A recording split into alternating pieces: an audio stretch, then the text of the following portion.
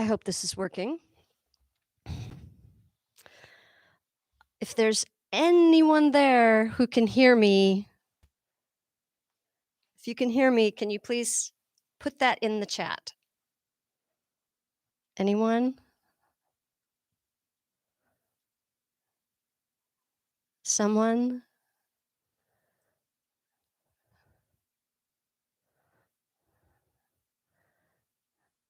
Let me know if you can hear me.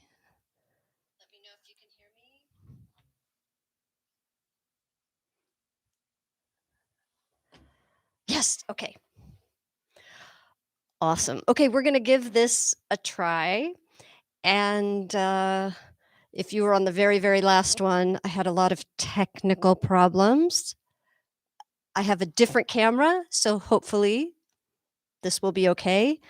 And if you have if you start getting a really bad connection, some people have said, quit out of it, even quit your whole browser, but quit YouTube, bring it back up again, and then try again. Sometimes that fixes your connection problems, but we'll see what happens. So welcome everyone. This is motivating the lazy horse. And of course, I always put lazy in quotes because there's really no such thing as a lazy horse. And for that matter, there's really no such thing as an energy saver because all mammals are energy savers. Um, but we all know what we mean. Some horses feel like fire breathing dragons, willing to move all the time. Some are like, oh, you're killing me to do the tiniest thing. So uh, this will just be a not too long presentation. And of course, this is a huge topic.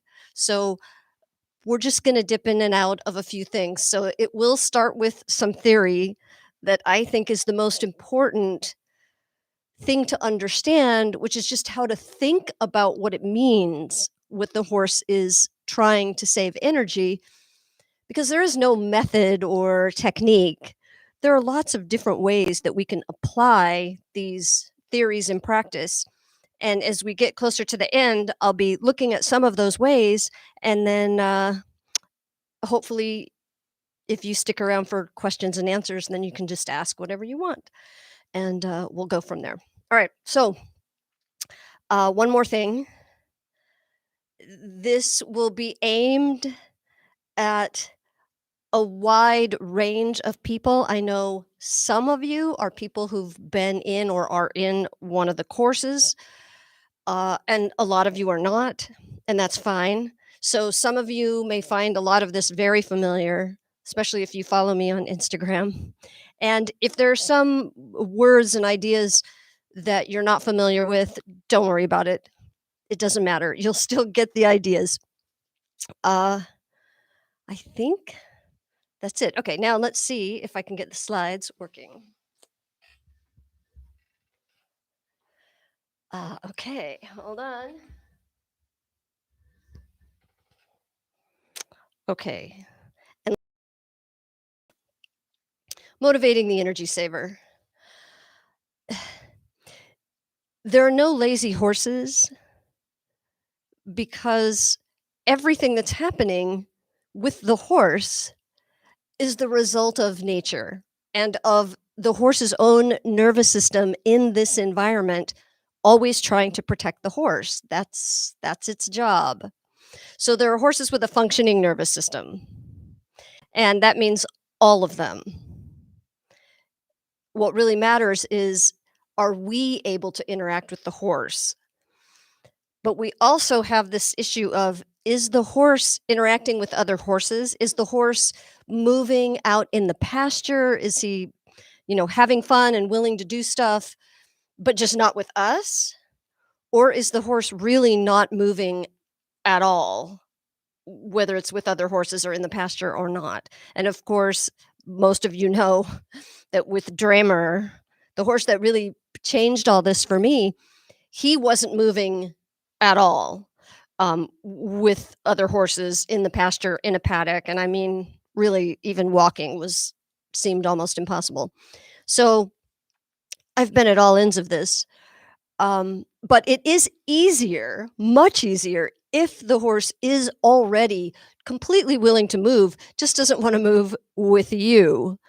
Um, but if the horse is being a, quote, "energy saver," extreme energy saver, even out in the pasture, uh, there's no reason that we can't impact that we can't make that a whole lot better. But it might take even more creativity and potentially more time.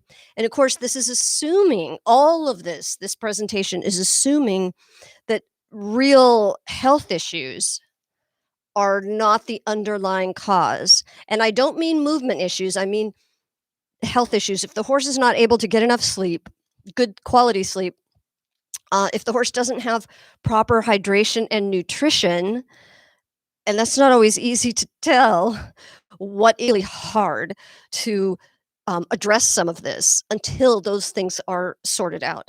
So, of course, a lot of people find that just changing the horse's nutrition in one direction or another can make a huge difference.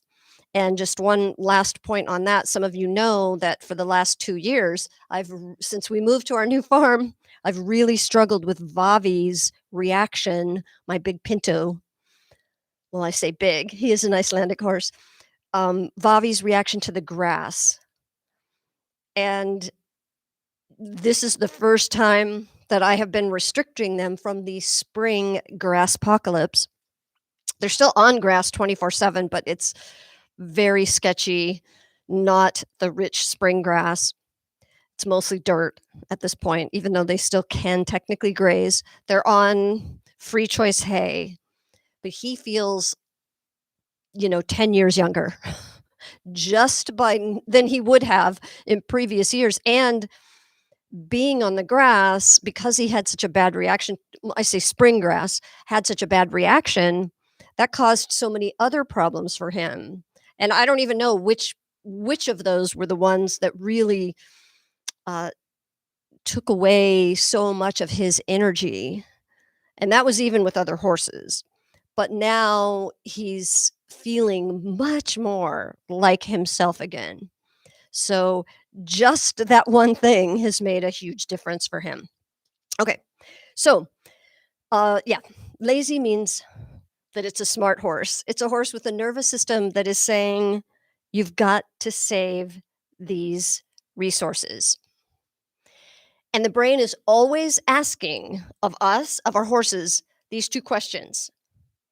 Can you do this thing that either someone's asking you to do or the horse has a choice to do, whether it's follow the other horses or whatever it is? And then the brain is going to say, all right, you've got the capability of doing it, but should you do it? And the brain is going to weigh the trade offs. What do I potentially risk if I do this? What might I gain if I do this? And so, if we have this picture of, think of all the resources that the horse has. So, this is everything that the brain knows about the state of the body. And that includes everything, the tissues, every tissue in the body, the neural factors, the metabolic systems, everything about the horse. The horse at any given time, just like us, has this pool of available resources. And that includes cognitive of this metabolic energy, right? The brain is using all this glucose. So if the horse hasn't eaten, doesn't have the right hydration, even just in the moment, or it's too hot, whatever it is, right? Those resources are going to go down, even if after the horse has eaten, when the horse has had enough water, and now the temperature has cooled off, you might find that suddenly the resource pool has gone way up, and the brain is like, okay, hell yeah. And horses, just like us, they have their own chronobiology.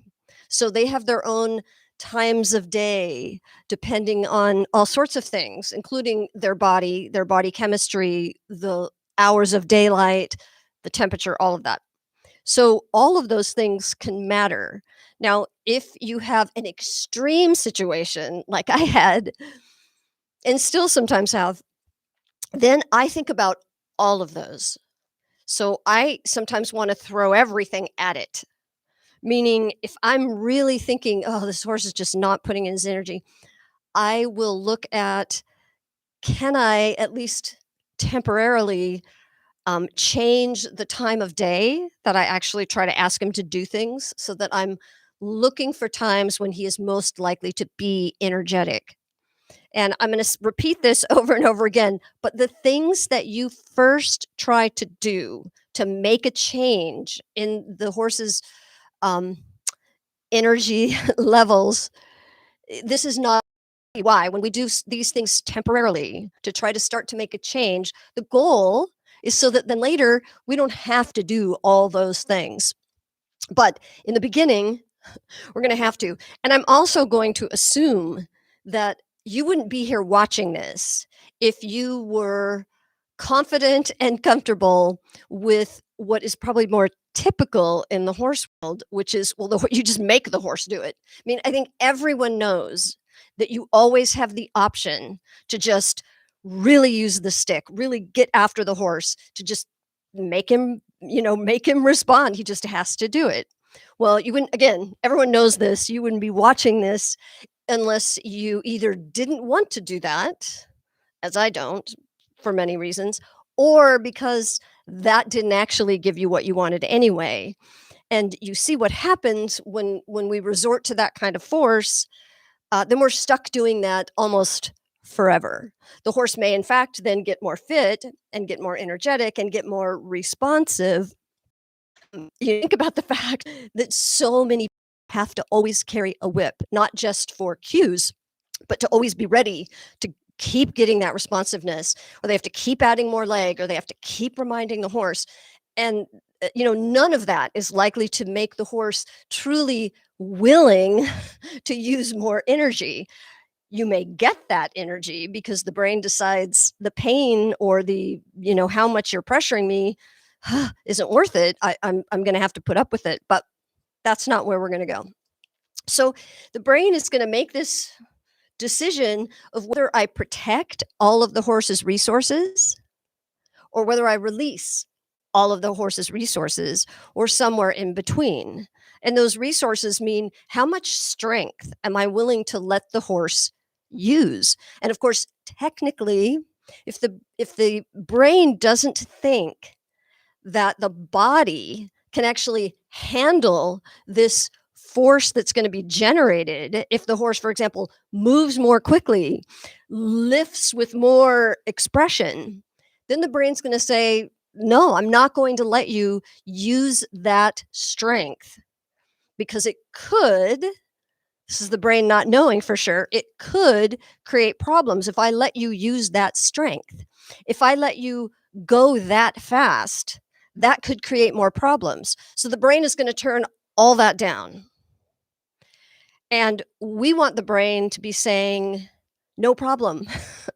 Sure, you want to use strength, you want to use speed, you want to do all this stuff? No problem. I'll let you do it. So we're always looking at, how do we solve that? And we want the brain to say, it's worth it. And if the horse is really conserving energy, especially even if we're providing a lot of incentives, whether it's a bunch of treats or, we're using force, and the horse is still conserving energy, then we know that the brain is saying it's still not worth it. So that's really our goal, is how can we get the brain to say it's worth it? And if the brain is weighing the risks, how can we impact that? How can we get yes answers to can you, should you? And that's going to be our goal. Help the brain say yes more often in more situations, because the brain might be saying yes all the time when the horse is with his friends and in the pasture, but just not with us. So in that case, it's a little bit easier because the brain already says this body's capable of doing all these things, but it's too risky to do it with the human. And, as many of you know, a lot of that stems from if the human is trying to really control the horse's movements, well, now the brain can perceive that as extremely risky. When he's in the pasture and free, he can manage his own balance. So if you can imagine that you're walking on a tightrope and someone is holding you into a position and they think that position is correct for you and will balance you, but that's not the actual definition of balance. So balance is what your body will do automatically, reflexively, instantly to correct itself, to save itself. So as soon as we start trying to manipulate that, we're usually creating more problems than we're solving for the horse. So we're going to talk about that. So, okay, how do we do it? Um, we want to change the ratio. And in many ways, this is my entire goal. And everything I do is thinking about, can I give the body more available resources, and can I have this task I'm asking for take less resources to do? So let's say the horse has, pretty decent amount of available resources, and the resources needed for this particular movement is really low. Well, then the brain might go, okay. And this doesn't have to mean that the horse really wants to do it or that it's fun to do it. That's a really top need that. If the brain just says, well, it's really no big deal. This is sure, whatever, I can do this. That's what we're looking for, at least to start with. But if the activity itself takes more resources than the brain actually has available right now, and again, we don't get to decide for the brain how many resources are available. And this is probably the single biggest problem, I think, for horses and their humans, is that we think we know what the horse is capable of doing in this moment, especially if we've seen the horse do it or we've seen the horse do it with someone else, but now he doesn't want to do it with us. So we just assume, oh, he's got all the resources. He's just being lazy. He just doesn't want to. But to the horse's brain and nervous system, it's a very different situation. Every moment is different. And every moment, the brain can decide this is a bad use of resources. This is a risk. And in another situation, the brain can say, yeah, okay, I'll do it. But if it perceives that the resources for this are too high, then it's going to say, hell no, that would be a terrible idea. So what we want to do is change the ratio. Now, if the resources they're not exceeding, the resources needed are not exceeding what's there, the brain can say, well, maybe. And this is where a lot of the creativity and the experiments and sometimes just the relationship and knowing the horse can come into play. Because now the brain is like, well, yeah, I can do it, no problem. But should I? I mean, really? So we're trying to affect that too. So what we want to do is change the ratio so that we have more available and we lower what's needed for this task. So the brain says it's no big deal.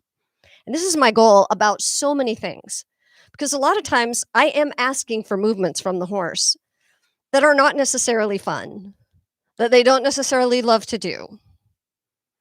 But if they are no big deal, I have a much better chance of getting them. So instead of calling this motivating the energy saver, right, this is technically what I could have called it: changing the ratio of total available resources to the resources needed for the effort, so the brain will say, sure, no big deal. But that wouldn't have made a very catchy title. So this is what we want. But the key is that it's perceived. All that matters is, how does the brain actually perceive this? And when I say brain right now, I really mean brain nervous system, and the body. But I'm going to say brain a lot because it's just easier. So if the brain says, this seems kind of risky and I don't see the point, this has no meaning. That's a perception by the brain. So it doesn't necessarily mean that is the reality. So we're working with the perception. And so often with the horses, they don't understand the point. They understand the cue. They may very well know exactly what you're asking, but they don't know why you're asking it. What is the point from a movement perspective? Because as you'll see, if the point is to get relief from pressure or just to get treats, that's often not a good enough reason to the brain to provide resources for a movement. And again, I'm only really talking about movement. So I'm not talking about motivating the horse for, normal horse keeping or better behavior or anything like that. This is really just about movement. So, how are we going to do this? Well, to bring the available resources up, and again, this is both a sort of baseline of what the horse is capable of, but also in that moment. But so long term, the best thing we can do is, of course, the more that the horse has more health, better fitness for this particular thing, right? You can have a horse that has lots of endurance, but that's a completely different system in the body compared to something that requires this rapid acceleration or is just very effortful from a muscle strength perspective, right? A lot of horses have a lot of endurance, but don't collect. So it's fitness for the purpose that we are asking for.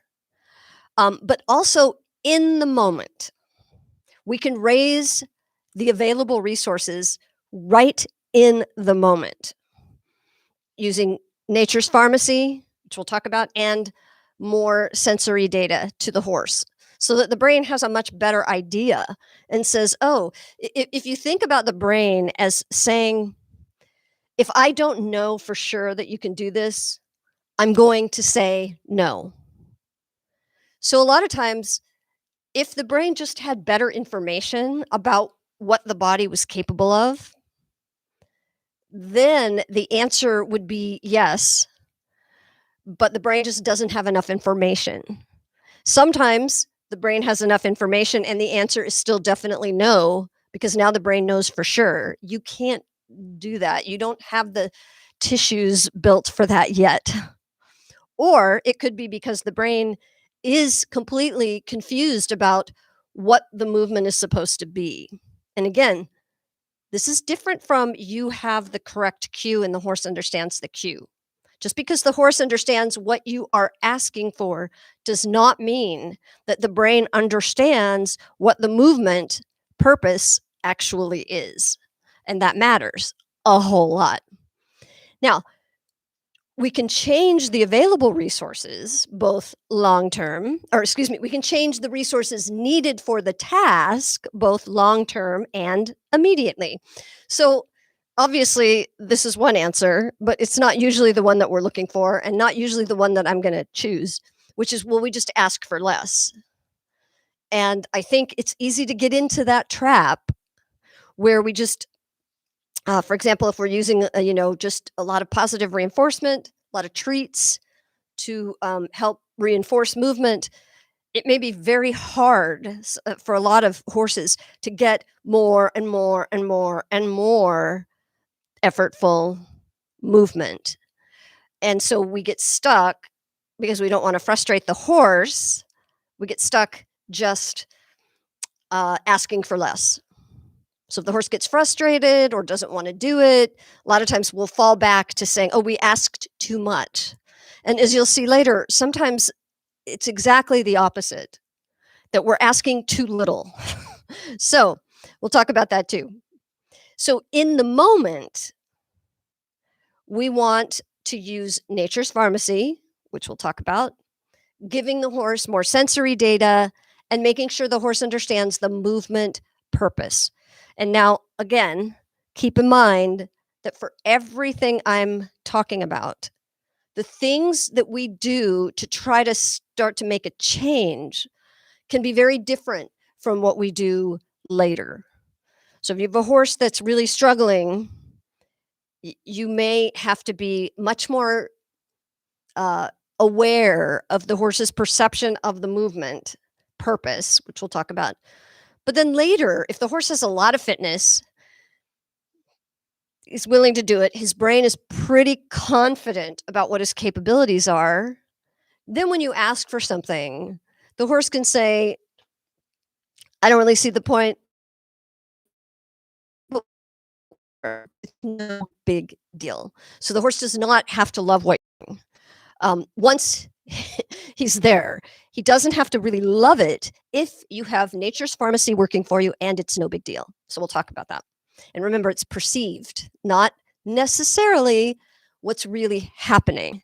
So there's almost always a gap between what the horse's nervous system perceives and what we think is actually happening, which is, I think, why there are so many people who think the horse is lazy or just doesn't want to work or it's bad behavior or he's just naughty, right? And none of those things have what I would consider any basis in science at all. So, how do we get them there when they're not there? How do you get nature's pharmacy? There's this chicken and egg problem. How do you get them to this point where they're doing a lot of movement, so they love a lot of movement, and now they're fit, so it's easy, when their brain is still saying, absolutely not?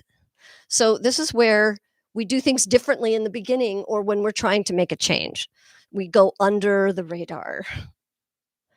Because what doesn't work long term, I'm sure you already realize this, or you wouldn't be watching this, is to say, well, we can just force the horse. It will be uncomfortable. And of course, this I hear all the time. It'll be uncomfortable for the horse in the beginning, but he just needs to do it because later, then he'll feel better and then it won't be a big deal. So, what we're saying is that the moment you go down that road of saying it's going to be very unpleasant and he's not going to like it, but he has to do it for his own good later, that doesn't actually get us there because that causes a completely different change in the body, in the brain, in the nervous system, even though the horse likely will gain some fitness, which will technically make it easier. But there are so many bad side effects to that it often doesn't even get us where we want to be anyway. And that's where you get a horse who is fit, who absolutely can do it, but you have to stay after him, remind them, remind them, remind them. Anyone. So we're going to sneak into the brain so that the body can actually do more things, but without the horse putting up a resistance to it. So one way to think about this is that really the best way to motivate the energy saver is if you don't need to use a lot of motivation. Because if we're always thinking, how can I motivate the horse? How can I add motivation? How can I get him to want to do this? To me, that's not the right question to ask. Because if we're relying on motivation, then we're always thinking about what can I do from the outside so the horse will want to do it, as opposed to thinking from the inside, what is it that just makes this not a big deal for the horse? And when the answer is not, well, just don't ask as much or just be easier on the horse. That's not what we mean either. So we can have a situation where the horse has a certain amount of available resources and a certain amount of resources needed for the task. But the horse's perception of that is different. The horse's perception is that the horse's brain doesn't know he has the resources that he actually does have, and that the horse can perceive that the task is going to be, harder than it is or easier than it is, or it can be just the opposite. So what we care about is both the horse's perception that he has a lot of resources and that the task won't take a lot. And that's what we're going to work on. So remember, we want to change the ratio of the needed resources, and health and fitness will do that.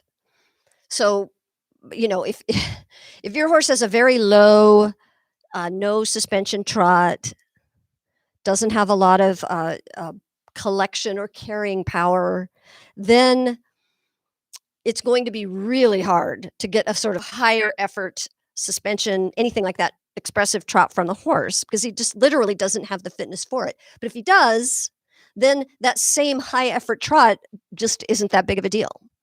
So a lot of times the horse just physically doesn't have the tissue development. And I won't go into these details because that's another topic. But just from a physiology perspective, it's very easy to not recognize that we might think the horse has a lot of strength, but strength and fitness is very specific to the exact thing that you're doing. So the horse can have a lot of strength or look really well muscled from doing certain exercises, but those exercises, if they are very specific, especially in a correct biomechanics framework, those strength resources do not transfer well to other activities. So the horse, one way to think about it is the horse tends to get better at exactly what he's training and nothing else.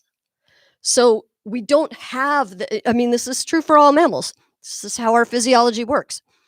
So we have to think about what is the horse adapted to, not just does he have some level of fitness. So from an exercise physiology background, I'm always confused when someone says, "Oh, he's really strong," because what does that mean? It's like, well, strong at exactly what? So uh, we can think the horse has more resources than he has, but the needed resources will, of course, go down as the horse has more capacity, more capability to do that thing. So, for example, Dramer, who his default trot is so low and heavy in the front and poor, and it takes so much change for him to come up and do his, what we call his fancy trot. But he's done it now for such a long time and in so many different ways that it isn't that big of a deal. Where at one time, even any trot was difficult, but he's developed this capability. So it still takes a lot of resources, but not the amount of resources it once did. It's just not that big of a deal. Now, we're going to rely on in the moment nature's pharmacy, which will also lower the resources needed. So what happens if they're not yet adapted and fit? We're still, how do we get them there? Well, that's when the biggest thing that we can do for the horse is to get to get nature working for him and to get his own body to provide the extra resources so that in real time, in this moment, he literally has more resources, even though he hasn't yet developed this capability. But that's how we're going to bridge that gap. So nature's pharmacy, I won't go into all the details here, but we have this range of performance enhancing drugs, right? The neurochemicals, the hormones, all of these things that together, they don't just make the exercise feel easier, they literally make it actually easier, because they are actually giving more capability, more capacity, more strength, more everything to the body in that moment. And we'll come to this again in a second. We think of that as, fight or flight, but it's of course fight, flight, fun. It's what we need for any exercise at all. So if we can get those working for us, then suddenly The activity doesn't just feel better, and it will feel better because nature's pharmacy includes endorphins, the painkillers, anti-inflammatories, the anandamides, right? The nature's cannabis, nature's opioids, serotonin, dopamine, of course, but dopamine's sort of involved in everything. So we can get all of the feel-good drugs plus the things that actually increase heart rate, increase the ability to pump more blood to the muscles where they're needed. And these are the kinds of things that we want because suddenly, if you could just do these hard, do it. And it turns out we all have that, but we need to activate it and in a way that doesn't create new problems. So the goal is to use nature's pharmacy. The top goal is to actually use nature's pharmacy in a way where these things feel not just no big deal. Yeah, I got this. But also like completely awesome. That's when we have the sort of peak experiences of the flow state or intrinsic motivation, all of that. But we don't have to have intrinsic motivation or the flow state to take advantage of nature's pharmacy. Any turning up of that dial is going to help.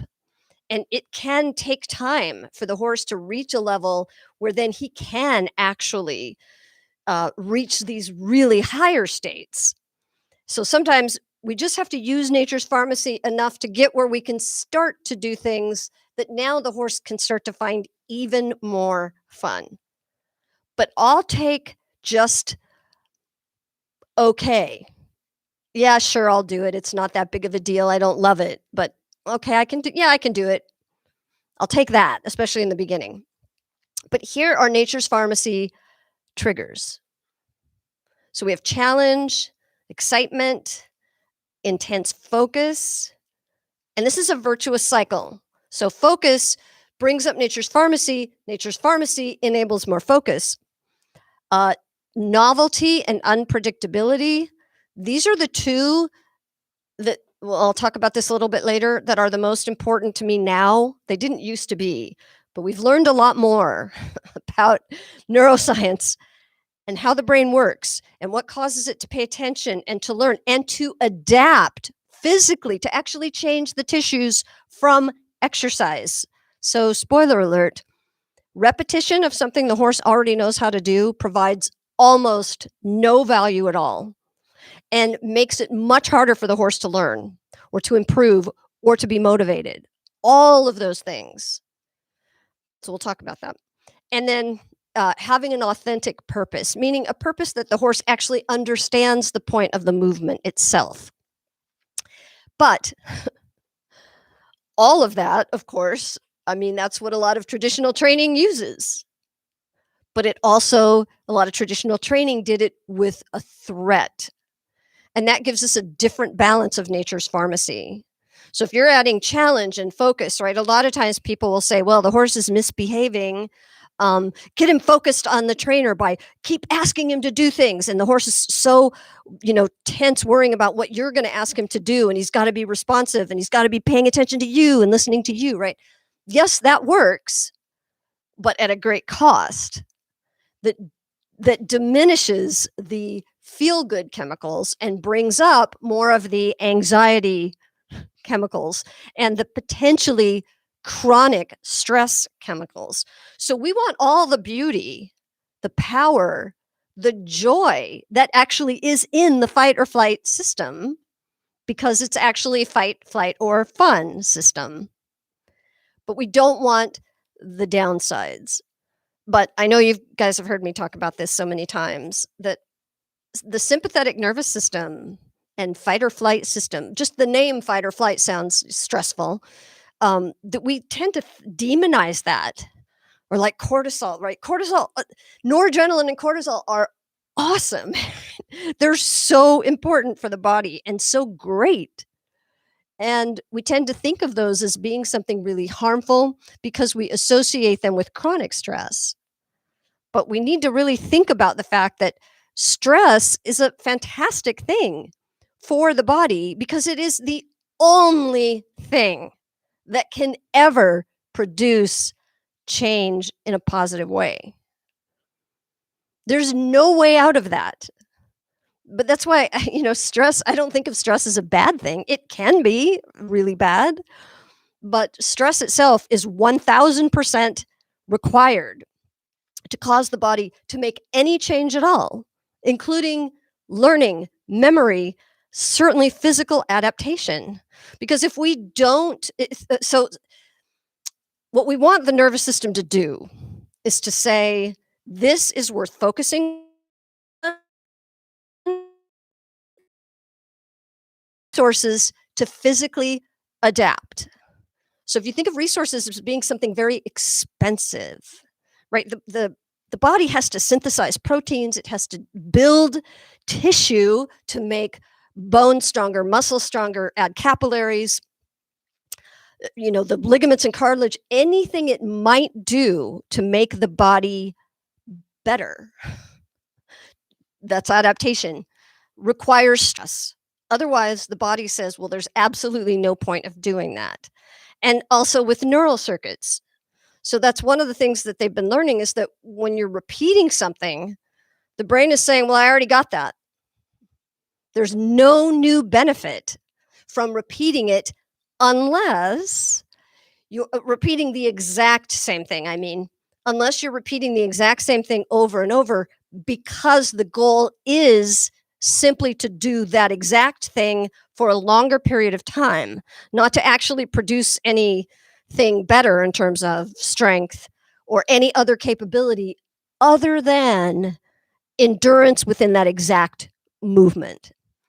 But when the brain is faced with repetition of something it already knows, that it already predicts, we're going to get much less of the good chemistry that's going to produce change, and no reason to produce change. And that's when we're going to lose focus, because the brain is doing exactly what it should do, which is scan for things that are more interesting, more potentially useful. So what we want is challenge without threat. And if we get the best of this, we're getting co-activation of both the sympathetic nervous system and the parasympathetic nervous system. That, we always looked at those as like you get either one or the other, but there's a very awesome thing that can happen when it's challenge without threat, where you can get the best of the sympathetic nervous system, but with some of the positive benefits of the parasympathetic nervous system. And we really couldn't ask for anything more. So how do we do that? Well, if you're just starting out with this, with a particular energy saver, and it's a problem, then I would say be willing to just take some time, give up on some of the things that you're currently doing, that you're struggling with, and say, we're going to make a difference here. So in this period of time, we're going to do something different. And then we can come back to these other things and these other situations and these other contexts. But right now, if the horse is resisting, it means his nervous system is resisting, and we need to help give his nervous system more reasons to go, sure, why not? So this is temporary, because and none of these there is no method or technique, but when I suggest some of these things, it's really easy for people to think, well, that's not how I want to be with my horse all the time. I mean, that's not going to be I'm not going to be able to do much if I can only do that, or if I always have to have another horse there or whatever, right? Well, sure. But these things are not permanent, because the goal is, remember, to sneak this motivation, this capability under the radar. Then now when we're back in a situation that maybe isn't so motivating, the brain's going to say, yeah, but it's no big deal. So we're just trying to get to that point where the brain says, it's no big deal, even if I'm not really thrilled with it. And I ask my horses to do a lot now that's not the most fun, but their brain is like, what? Okay, sure. Because I spent a lot of time first working, and still do, because every time they have a really long break and then I'm bringing them back, they're able to do these other exciting things. Okay, so uh, for this period of time, we want the horse to only associate the high effort stuff, high energy stuff, this activation with good things, not with a threat. So even if you intend to go back to, period of time while you're helping the brain reach completely new decisions about what's happening. So we don't want the brain to be thinking what it's typically thinking with a lot of traditional trained energy savers, which is, "Ugh, I just want it to be over." And of course, this is how I used to train my horses, right? We all knew the biggest possible relief, which we mistakenly called a reward, was when we were done, when we got off the horse and he finally could be like, "Ah, it's over," right? And this is where you see the horses that are, running, trying to get back to, and they'll go back to their stall, right? They'll do anything to just not be in this hard, not fun, probably painful and risky to the brain work. So we want the horse to associate now hard, effortful things with only good feelings. And then we want to put ourselves in the middle of that too. I don't mean dangerously in the middle. So one of the things we can do is find authentic situations where the horse is going to use higher effort and exploit that. And again, I know this can be hard for the horses that don't have any reason to move yet. So that is exactly what I had to deal with. But right now we're going to step up just to one level up. So putting yourself into those situations. So what a lot of people do and what I did is I would say, all right, when the horse doesn't even want to go in the arena, right? But when does he move out? Because if you see him moving out with high effort, he's got some nature's pharmacy going. Now, that could be because you just opened the gate and he's heading to his turnout. It's a really common one. Or they're running in for dinner, or any number of things, or because this horse wants to chase another horse, or another horse is running and that gets the other horses going. And, we want to use those and then put ourselves nearby. And if it's safe, if it's not, you'd be on the other side of a fence, of course. But if it's safe, you just be out there running with the horse too. Now the horse is having fun and you're just there. And the horse might think, well, that's weird, but okay. And now suddenly you're associated with all the good chemistry that's happening. And if you use marker or clicker training, for example, so this is definitely what I did. I would wait until the horses were doing something, whatever horse I'm working with, doing something that was a big moment of high effort, even if I knew it would only last like this long. And then I would be there and I would click. So many of you know, this is how I started getting Dramer to actually move faster after he already had started to move again, but he didn't move fast and he didn't know how to accelerate. And rapid acceleration can be a huge benefit to motivation, both short-term and long-term. So a lot of horses have kind of forgotten how to even do that. So if you can find any way to get back it's not that they end up going fast, it's the rapid change. It's that explosiveness. So that can be hard to find.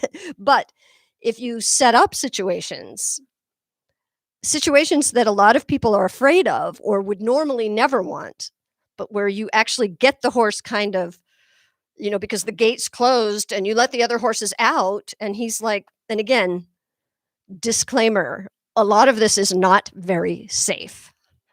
And I'm never going to say this is a good idea, but it is what I've done. But it doesn't mean anyone should do it. But I'm going to give you the example. And again, we're talking about horses that don't want to move, not the fire-breathing dragons. So the horse is behind the gate. And things that normally, with a horse that has a lot of energy, would be too activating, like you let all the horses turn loose, but this horse is behind a gate, and now this horse is like going in crazy, right? If you have those situations that you wouldn't do with a fire-breathing dragon, These are the ones you can use with the very low energy horses. So you turn all the horses out, but one horse is left behind the gate. Now you maybe have a better chance that when you open the gate, he might have a few moments of going fast. They would be the one to open the gate. I would be positioned so at the place where the horse is going to be most likely to be running, even if it's only for 2 strides, I'm there and I click as he goes by.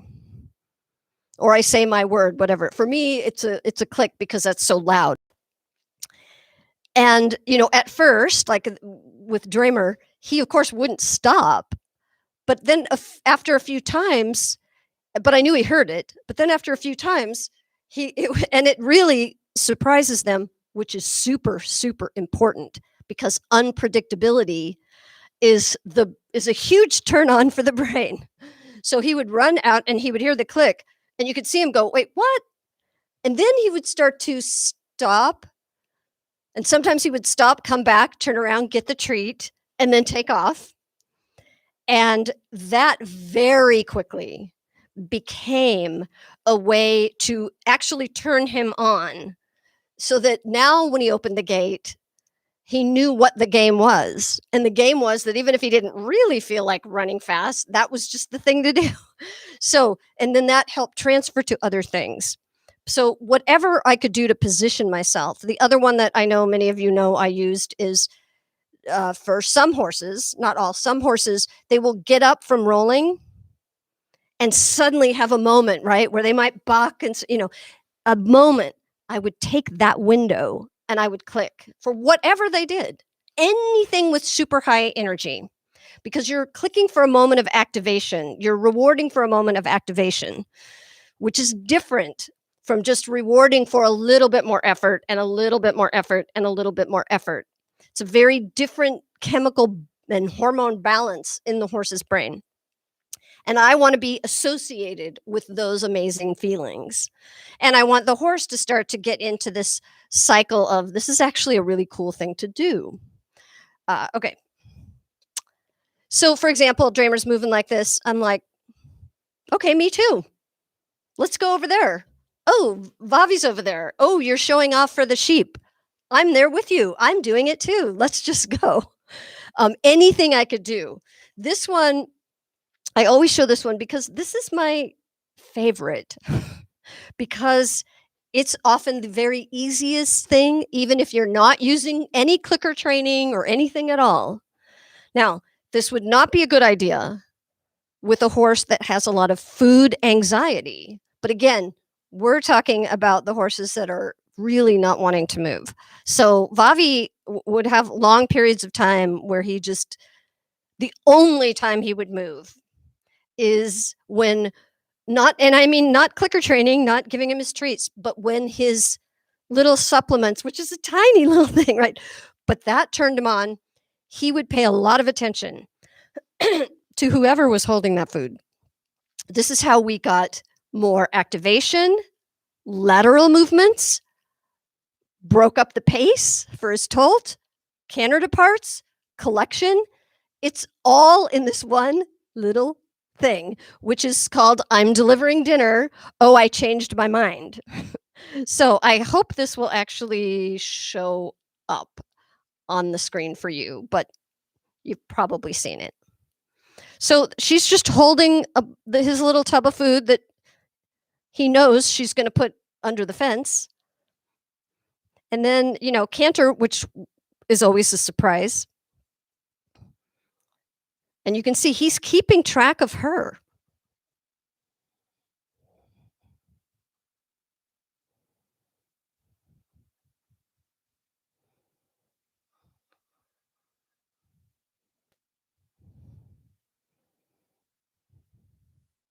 Okay, so you got everything in there. Just by I'm delivering the food, you're paying attention to me. Oop, changed my mind.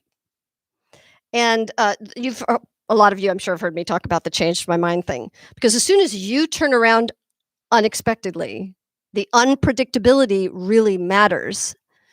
and the horse knows he's watching the food. He doesn't really care at this point about what the person's doing. He's watching the food. Suddenly, the food starts to go fast. Well, now he has a really compelling reason to keep up. And he has to catch up to the human who's turned around unexpectedly. This is where anything like this, your canter departs.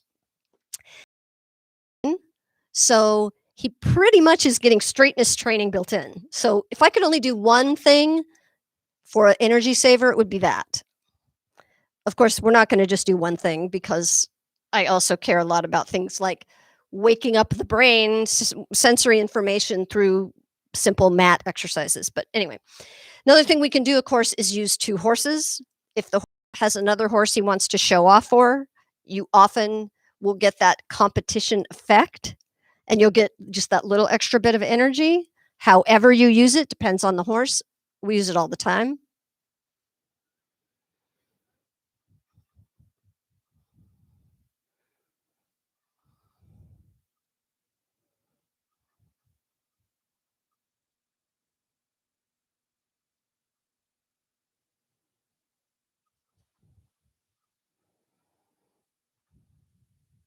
So we use other horses a lot because often the best way to motivate an energy saver is to use another horse.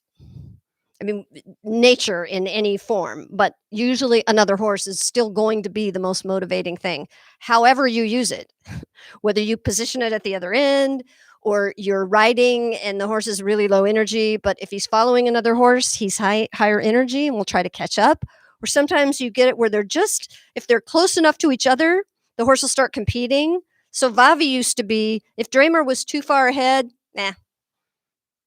But if he was just close enough or right next to him, then I would get the effect. Now, again, people will often say, well, yeah, but I don't want to be stuck doing that forever. I want to be able to ride alone. So we're talking temporary, just to bring up we're sneaking it under the radar so that fitness adaptation happens, the good chemistry starts to happen.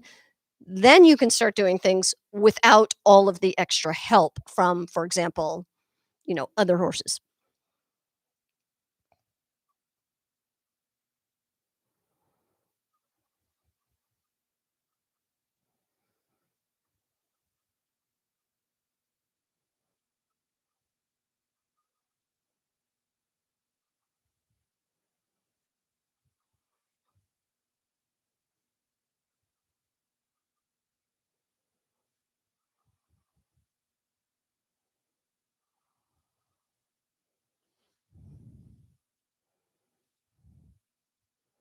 Okay, you get the idea. So these are horses that, uh, they already will do quite a bit. And Yelfaxi is not an energy saver at all. He's a stallion, but Dramer is still an energy saver, but a very fit one. But he will always do more if the stallion is involved. And the stallion will often do even more. But for Dramer, it can be the difference between, nah, I'd rather eat grass and oh, heck yeah. So in that previous video, Hazel was holding the little foam pad, the idea that we got from Katya, Sprinkle of Chaos on Instagram, who you should be following. And uh, if we throw the little pad, right, Dramer just did not care about that. But once she would throw the pad for Yelfaxi, and Yelfaxi would go after the pad, then suddenly Dramer decided he had to go after the pad too. And they would actually race to see who would get their foot on the pad. But alone, Dramer was like, that's just stupid. Why should I do that? So much can happen with another horse. Now, here, part of what was happening in this session I'm about to show did involve two horses because Vavi was on the ground. I'm actually there often, getting Vavi to go, and then Dramer was there. But what's important on this one is that there is a natural destination. This is a straight track. It's got an end on each side, right? Each end. And this can be a very powerful motivator for a lot of horses because they know where they're going. First of all, there's an external destination, and they know we're going to the end. So that's a powerful motivation in itself. And then you can combine that with another horse. Either they're both there, or someone's just standing there with another horse at the end.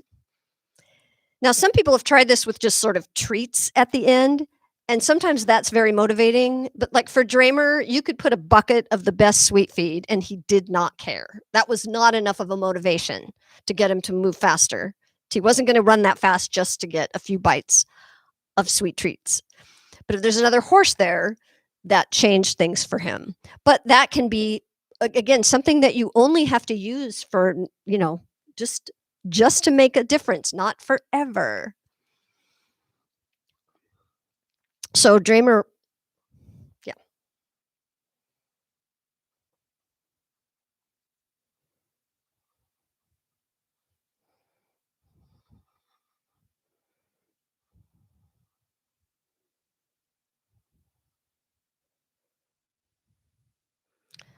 So I'm going to click off of that.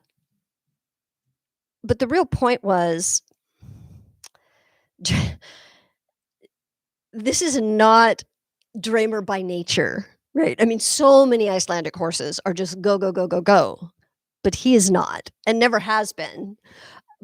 But when he started to have a little practice on the straight track, that was the first place that we were able to start getting a lot of speed.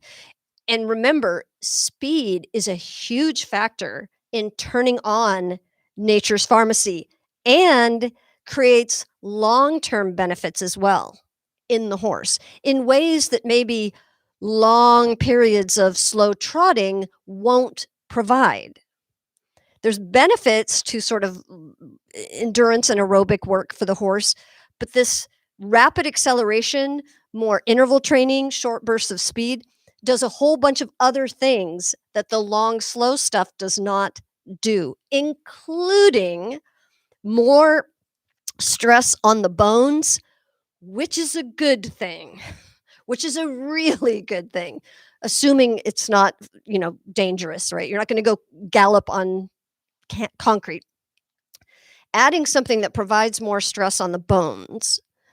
There's some newer research. It's incredible that osteocalcin, which is a hormone, is released from the bones when there is exercise stressing the bones, but also as the bones start to remodel and get stronger because they're only going to get better if you're actually stressing them.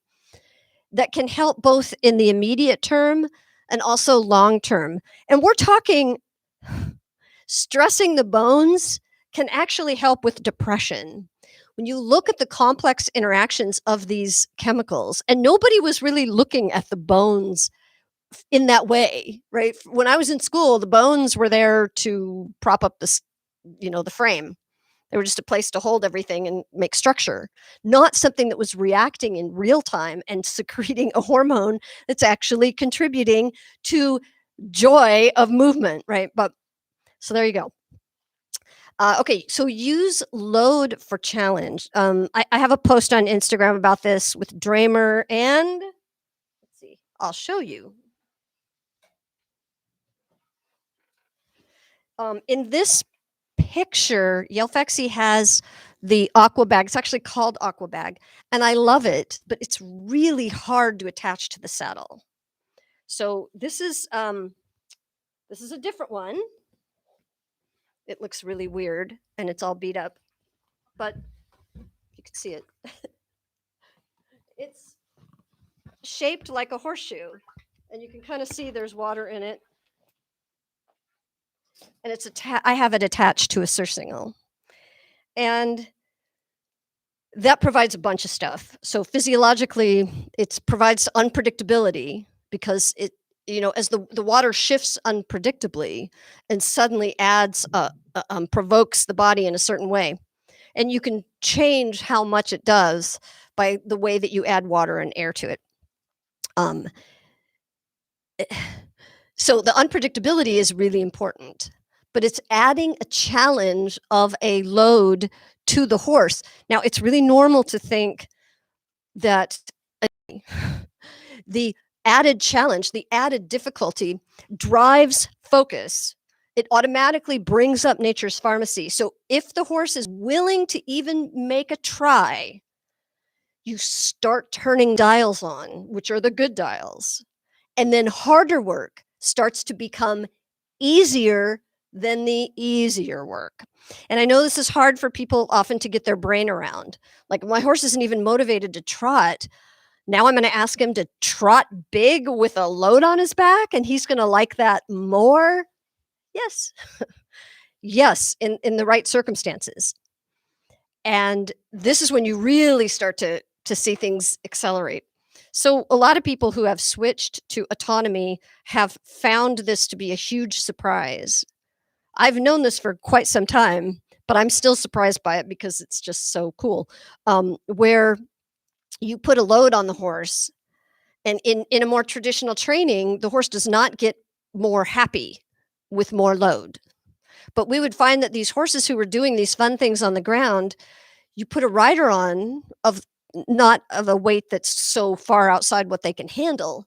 So there is a level of challenge, but you find the sweet spot of this added challenge, and suddenly the horse has to focus more. And remember, focus is one of the keys to driving nature's pharmacy, including the best aspects of intrinsic motivation. So suddenly the horse has to bring everything he has to it. And if he perceives it as a challenge and not a threat, the focus itself creates the ability for more effort. That itself is pleasurable. So effort becomes its own reward. This is something that even most of the behaviorists agree on, but they just don't agree at all on how we would actually go about it, because it often means that we are willing to allow the horse or even encourage the horse to be frustrated. And if you look at learning science, and I don't mean sort of the behaviorist view of learning theory, but I mean actual science, the neurochemistry of learning, frustration is an absolute requirement. If there's no frustration, there's no reason for the brain to do anything. Now, uh, so there, this concept of errorless learning, I understand why. And if I had a horse that I guess was still traumatized, definitely I would want to go down that path for some time. But without errors and without frustration, again, there's no reason for the brain to pay attention, to learn, to use resources, to synthesize proteins, to remember this, and to make any physical changes in the body. So frustration is a great thing. And none of you who have done sports or games or activities that are hard that you like, none of you have ever done that without experiencing frustration. Now, we're not talking about frustration where you just go, well, I'm giving up then, right? That's not what we're talking about. But I'm willing to go pretty close to that edge. A lot more than I think most people would or should. But so speed is another one, just speed by itself. If you can find any chance to get the horse to do a little bit of speed. And one of the ways that I found was easy, well, two ways. One was to have the long straight track where there's something the horse wants, like another horse at the end. Or many of you know, you go on a trail ride, sometimes you turn toward home and the horse is willing to go really fast. Um, I would use that, right, at first. So, a long straight track, but also I have a reverse triangle. I know most of you have seen this. And the reverse triangle, I'm on the inside, means that when there's a point, it's real easy for you on the inside to cut that corner, and suddenly the horse can't keep up with you unless he really turns on the speed, right? So this is a just like, "Oh, changed my mind," only it's, "Oh, changed my mind, and I'm suddenly way ahead of you because of this point." The horse has to go out and around the point.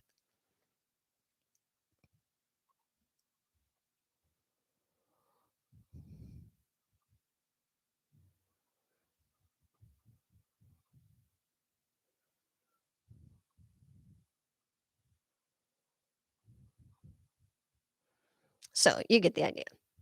Now, for me, it's my go-to. because my horses have like 5, 6 months off. I mean, completely. So when I'm bringing them back, usually, and you could see Dramer's kind of chubby, right? He's been on the grass. I would use speed to start reactivating them to get Nature's Pharmacy going again.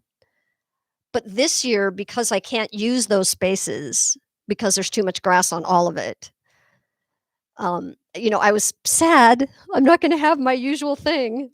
But so this year, I said, well, okay, if I can't use speed as the stress load for activation, what can I use? Well, I can use load sooner than I normally would. So that's why I started using the weights on their back and the aqua bag much sooner, and started riding sooner. But when I say ride, I mean on for 3 minutes, because that also provided a physiological challenge and a psychological challenge. And that has worked much better than I imagined it would, because I thought, well, if I can't use speed, how am I going to get them excited? Right. But the load itself was enough to actually provide a lot of motivation. And sometimes I'll find out if, I mean, I'm still just in the early weeks of this part. Sometimes I'll find that, well, the load will be a little bit, maybe too much. I'll get off. I have my ways to do it safely, which is the horse is never allowed to drop his back. I mean, I'm not allowed to ride him if he drops his back. It's not a behavior, right? If he drops his back, the load is too great for what he's capable of doing. So then we have to get off. We can go back to weights. Little, whether it's 20 pounds, 40 pounds, 60 pounds, an aqua bag, whatever. Then suddenly he gets more and more motivated. He's not fit enough, either of them, to do very much. But then what I'll find out is that as soon as I get off, suddenly they're really fired up and ready to do more on the ground, because it brought up Nature's Pharmacy, having that load. So, even though that's not something I normally do, it does seem to be working. Now, a lot of times people will go, but it's not speed I'm looking for. My horse is an energy saver when it comes to the big effortful movements, right? But remember, once you get Nature's Pharmacy working for you, then you can use it in other things. So there's, this movement is so different than Dramer's default movement. But when he has Nature's Pharmacy working for him, then this becomes so much easier. Now, it becomes easier because he's got Nature's Pharmacy, and of course he's now much fitter. He's adapted to be able to do it. But remember, when it's voluntary, these activities can also become more motivating than doing the easier things. So if I ask Dramer to trot in circles, 3 20-meter circles of whatever trot he feels like doing, he's going to be, it's hard. I'm grumpy. Even in a circle, which would seem to not have any purpose and usually doesn't. If I can get him to start doing his big, hard show-off trot, he transforms. And suddenly that trot becomes easier in a very, you'd have to know the science for that, but it becomes technically easier because they have so much working for them and more fun. And I know that's, in a traditional way, harder almost never means more fun. But with autonomy, it absolutely can. And where I see people who have a horse that's kind of somewhere on the scale, right? They're not moving at all, like Dramer once was, but they're still pretty energy saver all the time. Then a lot of times I see people who are afraid to ask for more because they think, well, if he's already resisting at this level, how can it possibly be more motivating to go higher? But it is. But it has to be with autonomy, has to be voluntary, and it can take a lot of experimenting and a lot of exploring and a lot of variations to find those things that turn the key. And then this is why I love especially Katya's account so much, because when you've turned the key, it can be very very tempting, and this is my problem a lot, to say, well, I'm just going to keep doing that. And unpredictability and change and novelty is the biggest factor in what's getting the brain's attention. So we have to be willing to keep changing things. And I don't mean just we do this for a little while and then we change to this and then we change to that. I mean unpredictability, unexpected. So if you imagine the brain getting more interested in things that don't match prediction. So for example, you have cavaletti. You've got cavaletti, 4 of them laid out or 5 of them or whatever it is, and the horse goes through them, right? Now, you could take them and just make them completely random, which is a whole different kind of exercise, which can be cool. But if you take the cavaletti and the horse goes through it twice, and then on the 3rd time, one of them is just suddenly out of place, but the horse is expecting it to be in the same place. Now you have something that is a real turn on for the brain. So think about ways to not have everything random and unpredictable, which that often can help a lot of horses, especially sometimes or at first, but having things that feel predictable and then aren't. Those things can be a huge wake up for the nervous system in a positive way. With a horse, again, that's not currently, traumatized or afraid of making a mistake. So for some horses, it can take time to get the horse to understand you're not going to be punished if you trip over that. You're not going to be punished if you jump over it when you were supposed to trot, right? The horse has to know anything he does, and that's when you start to really see some of that magic. So, whoops. We've talked about this a lot in other situations, using external focus of attention. And all that means is the horse should not be focusing on what the trainer, well, this is tricky. He can be focused on the trainer's movements because it's part of the game, is to pay attention where the trainer is. But that's very different from I need to focus on the trainer so that I know when I'm going to get release or when I'm going to get a reward. We want what the human does to be part of the game, part of the task. And so the horse just naturally has to keep track of the human to know where he's supposed to be, but not because he's afraid that he's got to do the right thing. And so the horse needs to have a movement reason. His nervous system needs to know what's the point of the movement. So if the point of the movement is to bend this way and lift that way, that has no point to the nervous system, because the nervous system says, I have no idea why you want me to move my body parts this way, which is also why humans take so damn long in traditional training of sports to, for example, get a lot better at riding, because it's the same thing.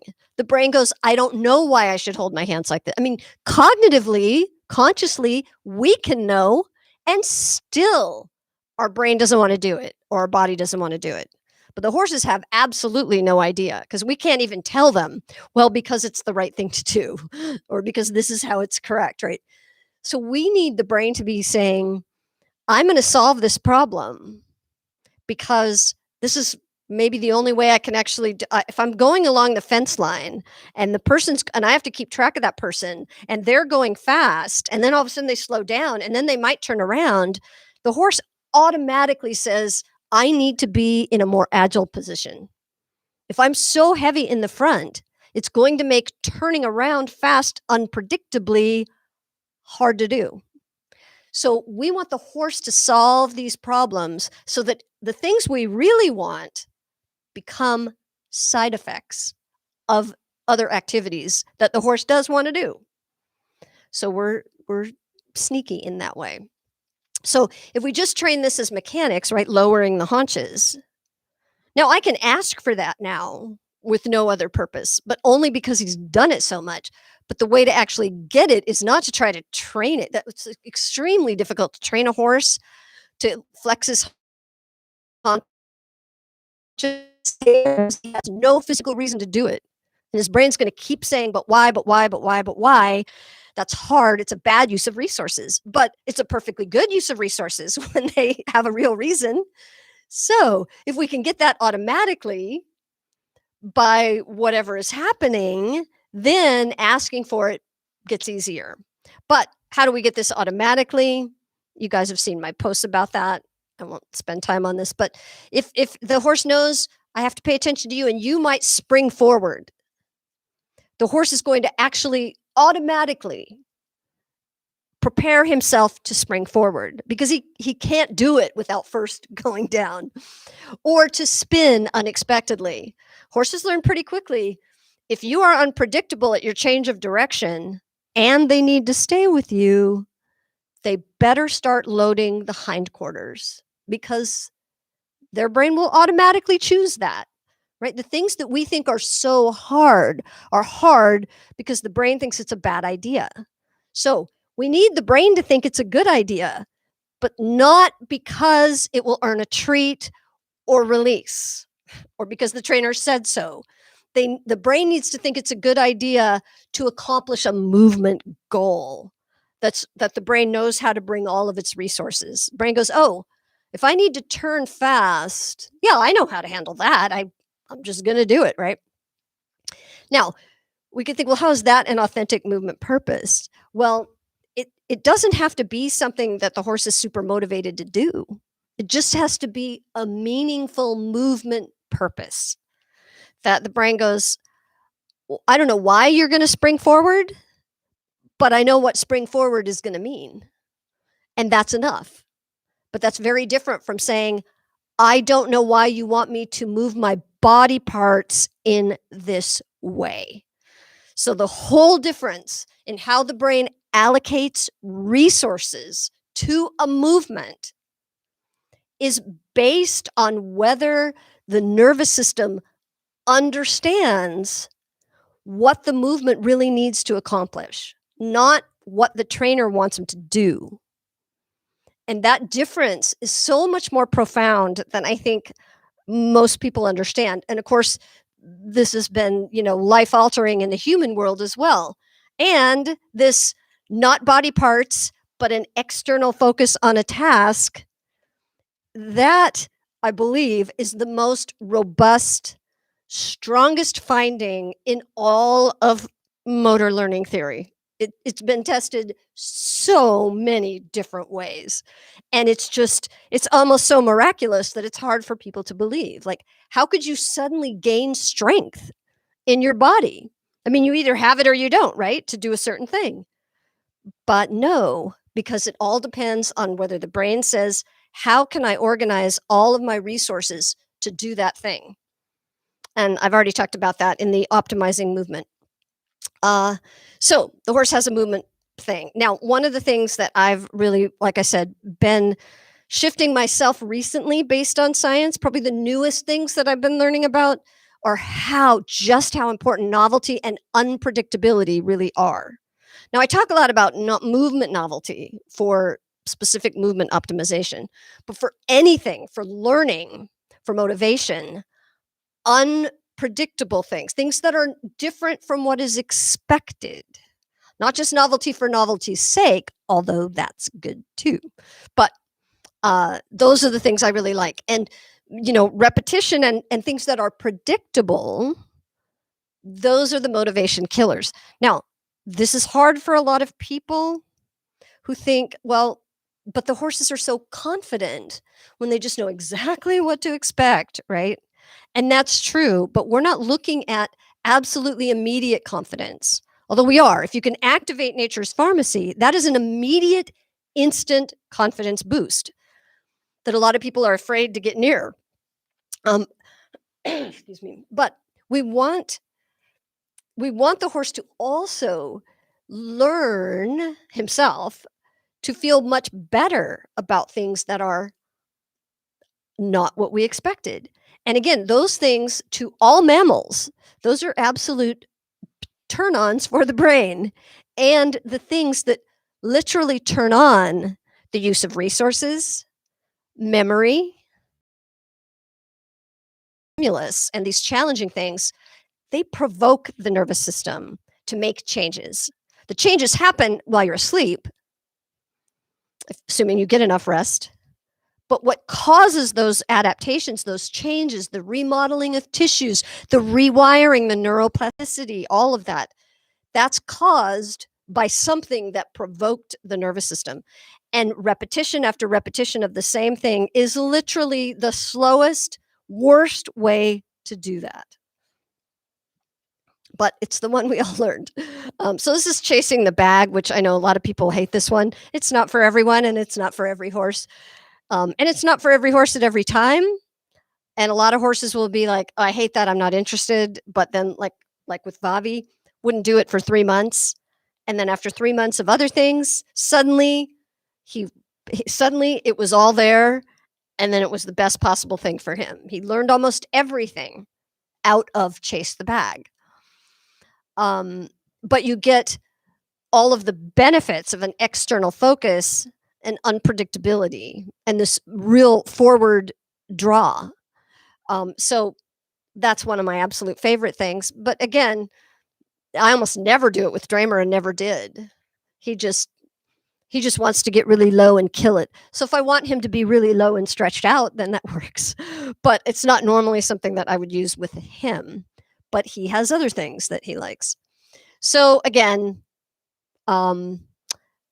because predictability is important to a horse that doesn't have autonomy, I wouldn't do any of these things in a context where the horse does not have autonomy.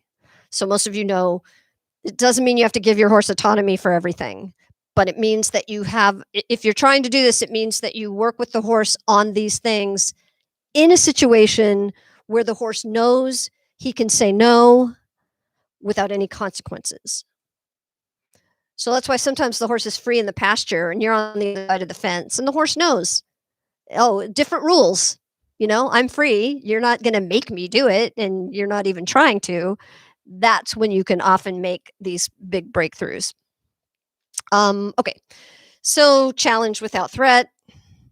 Talked about that. I've talked about that I'm focused more now on unexpectedness. This idea of a prediction error. So if you imagine the brain is always going, I love surprises. Wow, I did not predict that. So again, if everything is novel, right? Everything is constantly changing. Everything is always different. That can have some power. But what can be more powerful is when the horse has made a prediction and then that prediction is suddenly changed. Like, oh, I thought the pole was supposed to be there, but suddenly it wasn't, right? That's a little bit more of a wake up, and in a really positive way. And again, that's when you start seeing more agile postures, all of that. Okay, so I just want to emphasize again, what you do now does not mean this is how you just have to work with the horse forever. It can be a couple of weeks to turn the horse back on if he's just been on a long break, right? It can with Dramer, it was many, many months, right? It can just depend on the situation and on the horse and where you are. And sometimes it can be very inconvenient. Sometimes you need a helper that you don't normally have to get someone to take that horse, another horse, and put him over there so that your horse has a reason to go there. But it's so valuable to experiment with these things. And then if you find something that works, do it, but don't get stuck with just that, right? Do it but keep exploring. And once you start that cycle and nature's pharmacy starts working, the horse begins to adapt, right? He literally does physically start to become fitter and stronger, which horses do much faster than humans. So that's another benefit. Then you're not going to be stuck with that forever. But that's also a reason why continually varying things, changing things, so that you don't develop a pattern where you're always only doing it in this one way. And the horse will only that one horse is there in this way. So you want to keep using as many different things as you can and just look at the result. But always know that just because you don't see a result, right, it's nonlinear. So you can do something with the horse today. And I hear people say things like this all the time. Oh, my horse doesn't like that. That doesn't motivate him. No, all you can say is in this moment with this horse, in this context, right now, that doesn't seem to motivate him. That in no way means that that doesn't motivate him. That we can't say that. And it could be, like with Vavi in the bag, that all these other things that you do suddenly flip other switches in the nervous system and the body. Now you come back to this thing and suddenly a huge change in how the horse perceives it. Because now the brain goes, can you do it? Yes. Should you do it? Why not? Right? But not by continuing to try to do the thing they don't want to do. So I guess my other rule for myself is I'm going to skip through that one is just don't get stuck. And does it transfer to writing? Yes, it transfers to writing very often.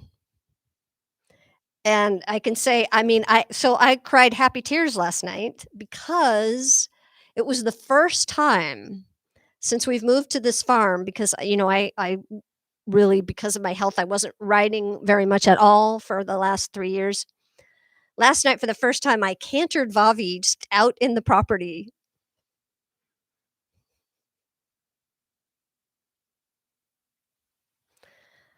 I cantered Vavi around the property, not around the big property, just around the garden. And I didn't ask him to canter. In fact, all I wanted to do was walk. And I thought, of course, he's, you know, panther walk will be enough of an effort, right? He was so much more motivated by having my weight on his back, and he just wanted to go faster, which is so unusual for me to think of with him. Dramer, now you put load on Dramer's back, and he wants to go all in, which is why I'm not riding Dramer yet. I'm putting Hazel on him because I'm not ready for him to just be a rocket ship, which is so funny because he was always the opposite of that. But this is what can happen when you actually do this. But yeah, but Vavi cantered with me around the garden, and yeah, it was happy tears last night. It was very short, but it was amazing. So, you know how I feel. Believe in nature, believe in the horse, trust yourself, and now we'll do Q&A through the chat. So I haven't seen any of your other comments, but now if you ask a question, and please do, please put, Q in front of it or question so that I'll know that it's an actual question, not that you're just interacting with someone on the chat. Okay, I'm going to switch back. And thank you for anyone who's still here or who watched this. And now if you have questions, I'm happy. Okay, I see one. Where did you get the aqua bag? The real aqua bags that I have used, but that are so difficult to attach to the saddle or a surcingle are actually called aqua bag. This new one is called Hydro Core, and I love it.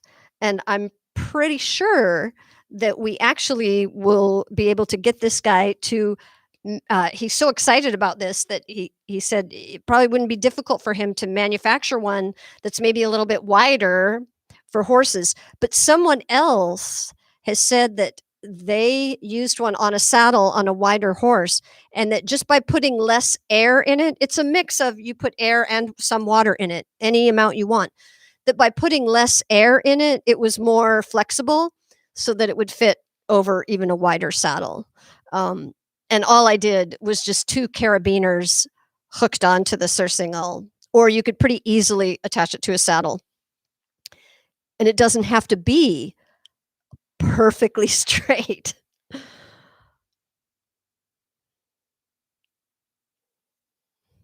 Okay. Questions? I'm just gonna sit here waiting.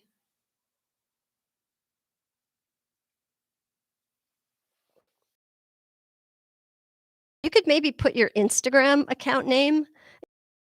That would be really helpful because Forget everything I just said. The best thing you can do is follow other people's Instagram accounts from the community because people have so many good ideas. And that's really what's needed more than anything is lots of ideas, lots of different things to try because you never know what's going to be the thing that will work in this moment. You need all the things.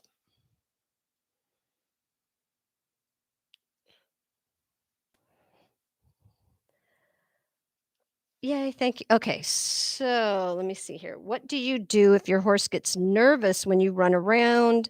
Do you still do that and reward the movement or do you take it slower? Um, you know,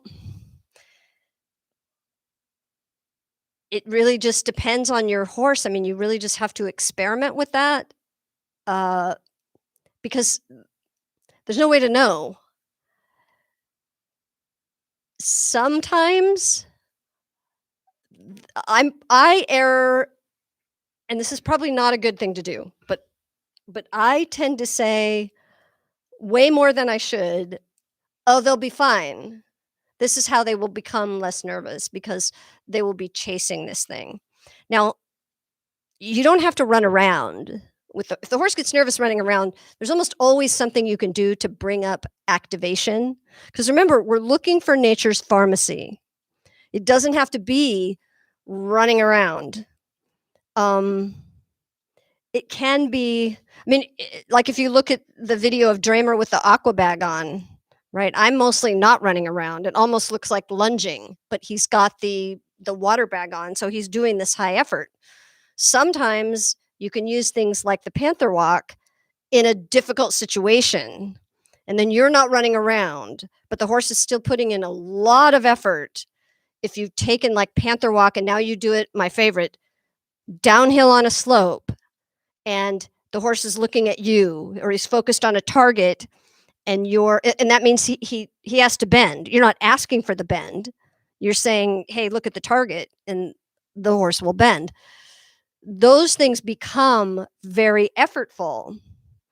And now those can, of course, be bringing up nature's pharmacy. Um, if the horse is challenged enough by it. So a lot of horses can do a lot of movements, but maybe you're like, yeah, but he's not really using that one hind leg. So if you can set up you don't ask the horse to use that hind leg, but you set up an exercise where that's the solution that his brain comes up with, then you know his brain is very focused on this task and it's challenging. So you don't have to be running around. But remember, this is always nonlinear. So it can be that something is really very causes a lot of anxiety and nervousness in a horse, but then so maybe you back off of that, but you do some other things, and then one day you suddenly think, "Wow, the horse is completely changed." Now that same thing didn't create any issues at all. Um, having a horse just follow something, that's why chase the bag just walking, going after it, right? There's something very motivating and confidence building about moving for voluntarily moving forward towards something that is a little scary. Something powerful happens in the brain that's considered a natural reward, right? It's something the brain wants to reinforce. So that's why for a lot of people, horses that are afraid and people use the bag to try to, desensitize the horse, but if the horse is learning to follow it because he wants to, because touching it maybe earns a treat, then you suddenly have the chance to completely change the horse's relationship to that thing. And then sometimes people will find the horse will only walk after it. But then maybe a month later, they bring the bag out, and now the horse is like, woohoo, I'm going to try to catch it. And suddenly you also get a lot more forward movement. But you just have to experiment with everything and keep coming back to things in different ways, different locations, in different contexts, different time of day, different placement of other horses, right? Because you just don't know what will be the thing on that day and just never get stuck, but also never say, this didn't work, therefore it will not work with this horse. Because whatever you think will definitely, the horse can prove you completely wrong. How would you help your horse speed up when you personally can't run or bike? Right. So I've been in that situation a lot. Uh, there's lots of different ways people do different things. One is to do a sort of point to point. So you teach the horse that the goal is to get to that other person, and maybe that other person is holding food or whatever it is, and then you just basically hold on to the horse until it's time for him to take off and go to that person.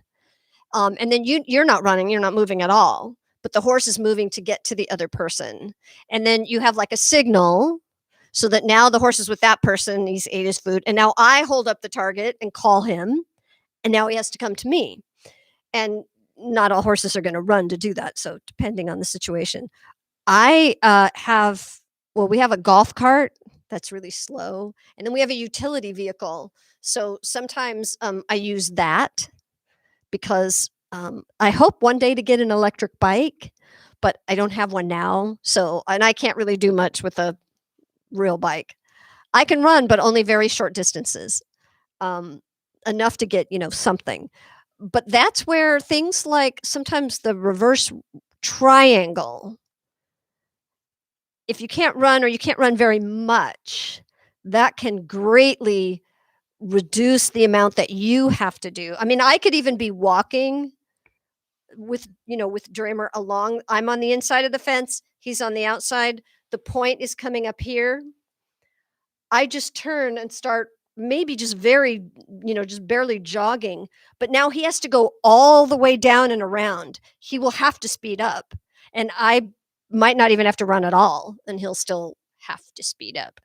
Um, and then also the things where you just, you position another horse and you just let them go.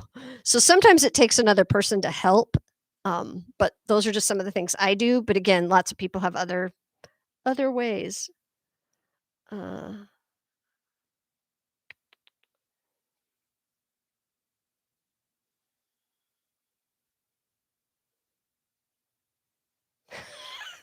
okay. Yeah, my horse. Yeah, I'm often torn between, yay, he ran, and oh gosh, he ran away with me. Again, I'm not a good model of this because I tend to almost always cheer for the horse doing something where he's actually taking control of his movement.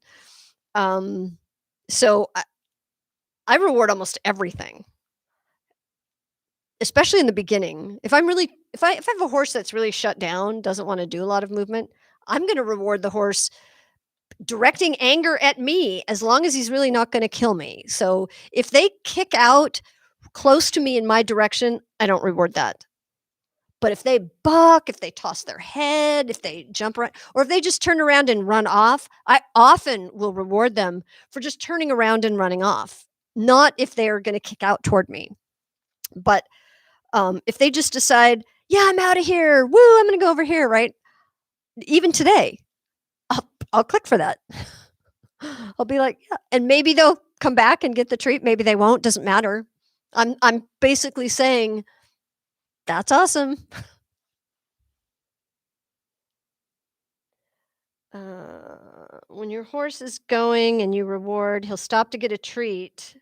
How come the brain knows the moving got the reward and not the standing still? Well, okay, so this is where behaviorism is really solid on this point, that once the horse understands the connection, the sort of classical conditioning, Pavlov of the click means a treat, then you have disconnected the time from when they were doing the thing that you're rewarding to the time they actually get the reward, which is why the marker. So if you don't use a marker, for example, and the horse goes over a jump, well, you can't deliver the treat until he's standing on the other side of the jump. So without the marker, then of course the horse just thinks, basically you're always rewarding me for standing still, which is the only position he can be in when you give the treat. But the marker very quickly changes that so that the horse knows it's what I was doing when I heard the click. That's what I'm getting the reward for, even though to accept the reward, of course, I'm going to be stopping and standing. Now, and that happens pretty quickly. Um,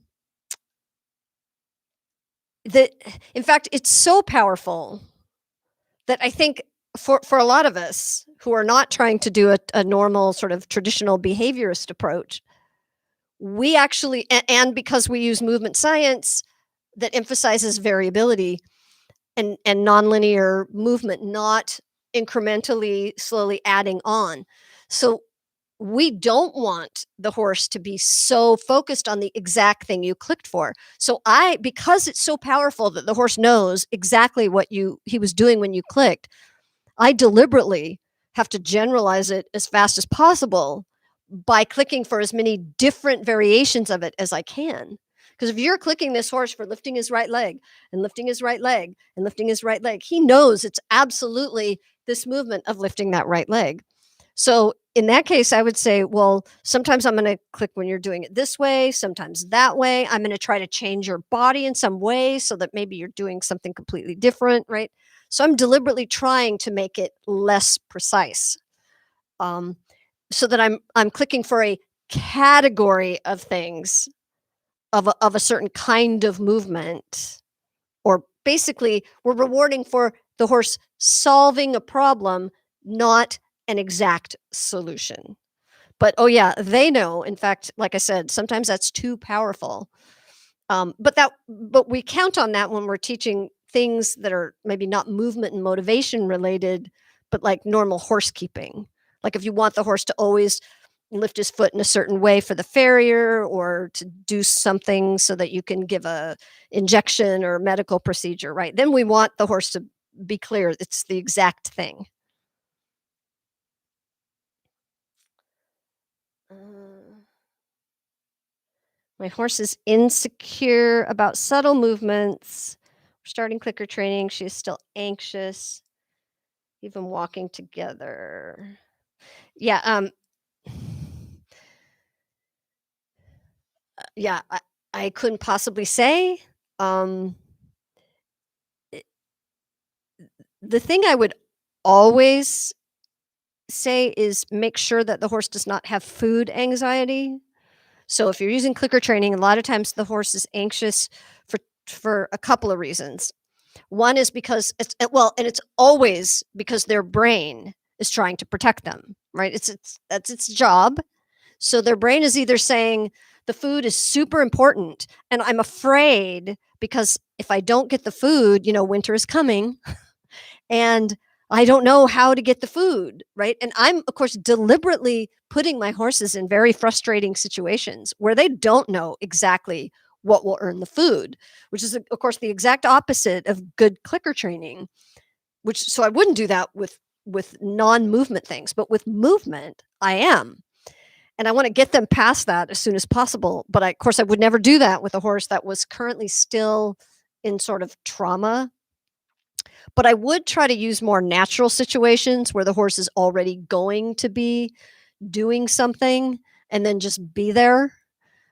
A lot of times the horse is just still feeling pressure of the human. Like, what do you want me to do?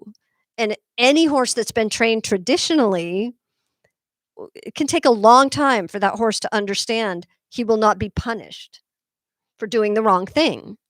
So, of course, we to motivate the horse, we need him to not be thinking about the fear of making a mistake. We want the horse to be thinking, "Hell yeah, this is awesome." Um, so if the horse is anxious, it could be because he's afraid of making a mistake. He doesn't know what the right thing to do is. And of course, I'm deliberately not being clear with the horses. And so I'm making it harder for them to know exactly what to do. Also, become more comfortable with being uncomfortable.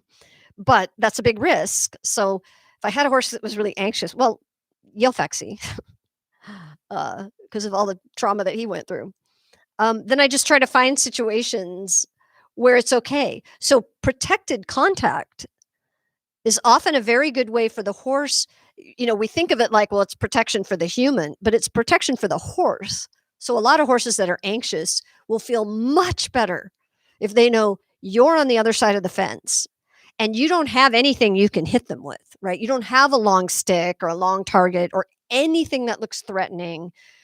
And, you know, you when you make those unpredictable movements, they don't feel aggressive, right? That's kind of why I like to call it changed my mind, because it's not like a big attack game, right? The kind of thing I can do with Dreamer, but it's like you're just walking along and then you go, oh, I forgot something. And you just turn around. There's no pressure on the horse. You just forgot something and you changed your mind. You have to go the other way.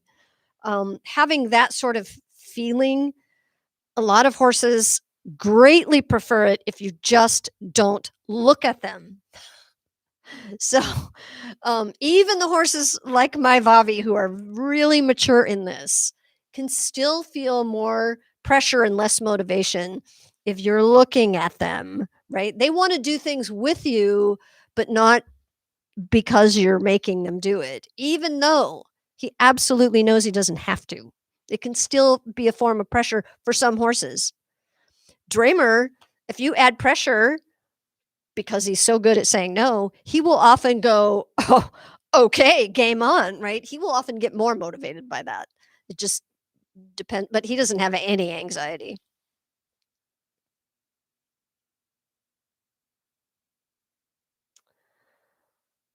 So when to introduce well, okay, so long ago, in the very, very beginning of Intrinsin, and because of where it started, I would always say, "Oh, just click for badass," right? In the beginning, you're trying to get motivation because Dramer and Vavi were the ultimate energy savers. So, it was really geared toward that. Just click for badass. That really should have said, click for very effortful movement. But effortful movement can also be, like I said, just super coordinated challenging things. So panther walk in a small space. There doesn't have to be any unpredictability in this case.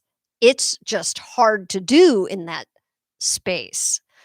Um, so it's not always about the run over here and then run over there and then do this, right? For a horse that just needs motivation, but it isn't really afraid. Um, that's often a very good way to get activation, but not certainly not always. A lot of horses will not find that motivating. So it's about finding something, but they will find it motivating to run out the gate or to go toward another horse or with another horse. But that's why we also teach some of these really high effort things that are safe and that can be done anywhere and that are slow speed. But things like the gymnastics mat, a horse doing a carrot stretch on the gymnastics mat, that can be extremely high effort for a lot of horses. And then the unpredictability can come in when, for example, the horse is just standing there and you are not moving very much at all. The horse has to be willing to accept a longer target. And now you ask the horse to change his weight by you're just standing there. He looks back to this side, but you don't click. You immediately put the target on the other side. He has to now look that way, then back. The sort of 1, 2, 3. He has to shift his weight. He doesn't know if he's going to be doing it once, twice, 3 times, whatever, but it's on the mat. That is an extremely effortful thing for most horses to do. It often doesn't look like it, but you can imagine their whole body is lighting up just because it's a tiny bit unstable. And I try to deliberately have their feet be in all different crazy positions when I do it so that it's always different. But that's unpredictability without any real running around or big movement, but it's still challenging for the horse. So there's all kinds of ways that you can do these things on a much see. Speed is just the easy one. It's the easiest, fastest one, but it's definitely not the only one. I can't use speed with the stallion, for example, because he's anxious, but he also has neurological problems. So there's some movements that I just don't want him to do at speed. He wants to, but I don't want him to. So instead, I work more for effort. of coordination, which is hard for him. Uh,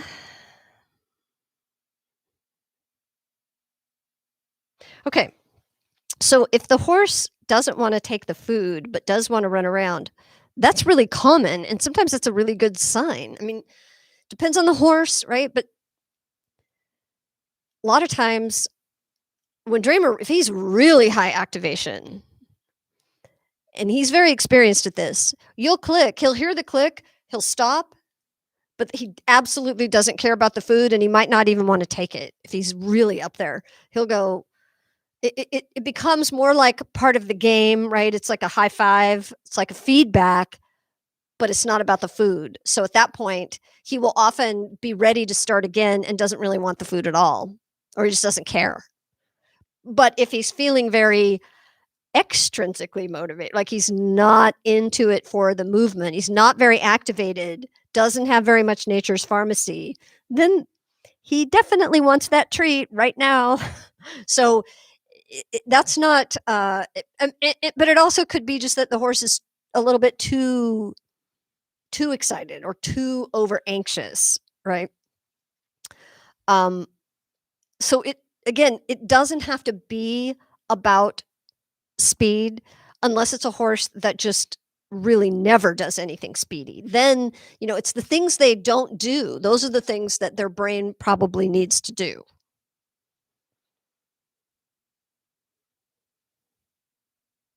Thank you, Anna.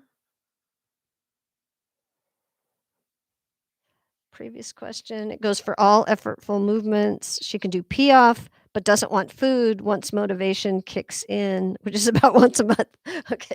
But a lot of people would love to have, once a month would just still be an improvement, but that's normal. Like I said, for different reasons. I mean, if you think about nature's pharmacy, right? So what is it? It's the sympathetic nervous system activation, but there can be other variations, right?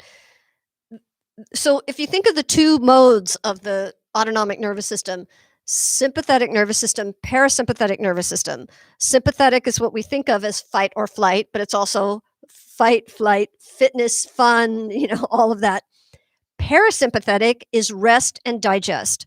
It's diverting resources, blood flow to digestion at the expense of sending it out to the muscles for movement. So, if the horse gets into this high activation mode, food is not going to be the thing that they even really care about right now until they go into their rest and digest mode. So that's why a lot of times the food just doesn't become important. But if the horse is in fight or flight, not fun, not just the fitness side, right, but all the way activated, same thing. Horses don't stop to eat when they're running from a tiger. So it can be that they're just so excited. Now, with a lot of horses, I'm willing to kind of find out where those edges are, as long as I know neither of us are going to die in the process. So I will often uh, take things maybe further than I should, and then I'll know. I'll go, oh, okay, well, right now in this moment, and then I'll back off and say, well, I may not get very much done right now, but usually I just jump on the other side of the fence and go, well, if you just want to run, let's run. Let's practice changes of direction. Let's whatever, right? Something that keeps us both safe, but where food isn't really the big issue. But with the more experienced horses, that's often how you know that they've hit some moments of real intrinsic motivation. Is there's still the game, and the rules of the game are the click and the treat, but they don't it's not about the treat. It's you still give it because that's part of the game, and they may or may not even take it at that point.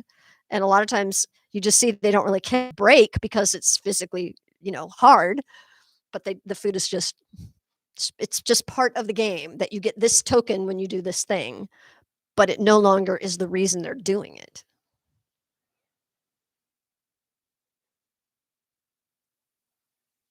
Yeah, Letitia. So yeah, Standard saying, "Don't look at the horse." The whole time that he and I worked together, I gotta tell you, we both were yelling that to each other all the time. It's so hard not to be looking at the horse, but, like, having watched and filmed so many other people doing this with their horses, that's one of the first things I noticed, is that I could see what the human working with the horse couldn't, because when they turned away from the horse, they couldn't see what the horse was doing, right? But I could. And I could see a huge change in the horse the moment that person turned. A lot of times you turn and then you get that bend. But if you're looking at the horse, if anything, he'll put his shoulder toward you, right? It's a hard way to get a bend. But he will tend to bend toward you if you are looking away. So a lot of times, if you really need to know what the horse is doing, I would have sneaky ways, right? If you don't have a mirror in your arena, look, I would try to see if I could see a shadow, or you just have another person. So sometimes we'd have another person, and then that person would yell out, now. And that would mean now's the time to click. Of course, very quickly, the horses learned that now was the same as the click. But you'll see me in a lot of videos. I'll be looking at the horse and then I'll just keep going like this, right? I'm just forcing myself to look away. And that's very motivating too, because it means that you've now changed it from I'm looking at you, do the thing, to we're going together somewhere. So if I'm standing here and my horses are going in a circle around me, and I've talked about this, I have a lot of videos like this because it's easy to film. You're standing in one place and the horse is basically going around you, but that's the least motivating thing. Unless the horse gets into a really intense moment like Dramer can, where he doesn't even really care that you're there. He's just going to this hard thing. And then it doesn't matter. But most of the time it's not. So if I see him start to not be as into it, or I can see that he's sort of faking the motivation, like typically with canter, you see this a lot where the horses will, oh yeah, I'm supposed to canter around you, but they're just throwing their head up to do it, right? I don't want that. So if I see that, I'll just go, oh, it's time to go forward together somewhere. And I'll just pick a spot. He might not even know what spot I'm looking at that I'm going to go. If there's an object there, I might go, let's go to that object. Like there's a pole on the ground, or there's a jump, or there's a thing, or there's the mat. And I'll just go, let's go there. And then the horse feels your forward movement. And now suddenly you're just going together somewhere. And that can instantly give them more motivation. So these things, I think the looking away from the horse, or at least not staring at the horse, it changes your body a lot, but it also changes their feeling about what they're doing and makes it into we're doing a thing instead of, what does she want from me? Right? Why is she staring at me?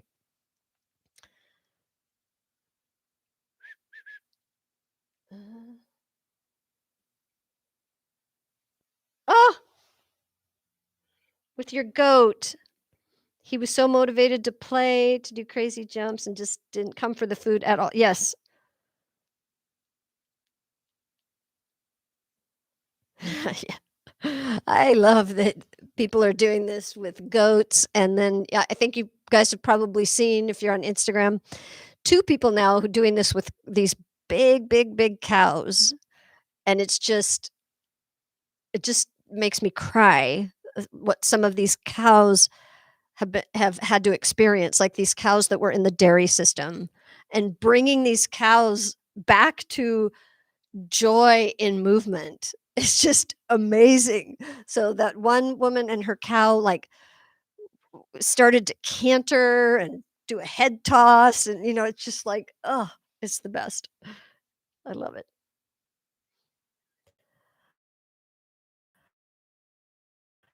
Okay. Wow. All right. 2 hours. Okay. Sorry, I went a little over my time.